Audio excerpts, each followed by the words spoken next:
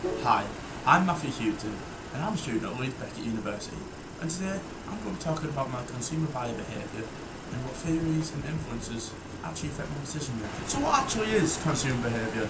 Well, Solomon defines this as the process involved when individuals or groups select, purchase, use or dispose of products, services, ideas or experiences to satisfy the needs and desires. So the product I'm going to be focusing on today is the Cadbury Dairy Milk Bar that I bought, and Cadbury's company in general. Cadbury's is one of the biggest chocolate manufacturers in the UK and creates a range of chocolate products.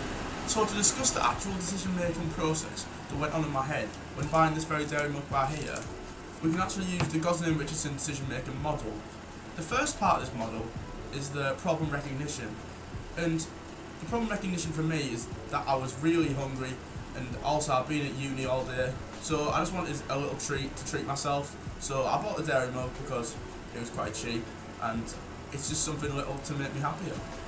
The next factor in the model is information search, and normally for a bigger product like an extended problem solved, I'd have to do a lot of information search. So say I was buying something like a car or maybe a house, you'd have to do a lot of information search because it's risky and it's a big investment at the end of the day.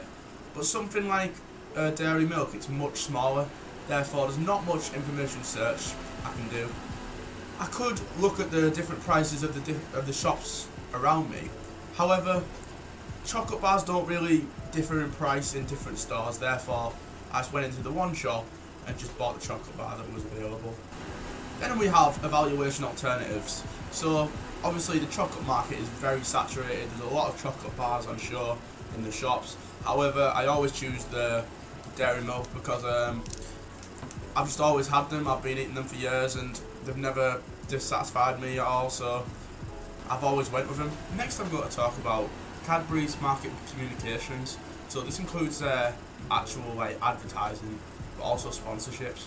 So with Cadbury's advertising, they do it heavily around the festive period. So this includes Christmas time when they have to sell advent calendars and selection boxes to their consumers, and also Easter's around the corner right now, so they're selling a lot of Easter eggs with all the different ranges, and also they're doing a cream egg promotion where if you find the white cream egg you get some money. So it's got a lot of talking around it, so I've got a lot of people talking, but also I think this may have affected me because Cadbury stuck in my head everywhere, you see it everywhere in the advertisements. So I think that's affecting me in buying a dairy milk as well. Sponsorships are also a big factor because I'm a big sports fan, so I see Cadbury's located around sports quite a lot. So they sponsored the Olympic Games, and most recently they sponsored the Premier League for a 3-year contract. So I think that's also influenced me in a way as a social influence.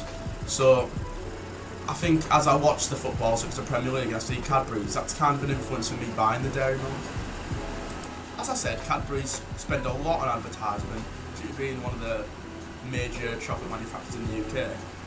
And it's known that they spent £7.5 million in 2014 just advertising their new Ritz Dairy Milk Bar. They have a lot of popular advertisements in the past, but the key one I want to talk about is the gorilla playing the drums advert, and this was named Marketing Magazine's all-time favourite advertisement. In the background of the legendary advertisement you can hear the Phil Collins song In the Air Tonight.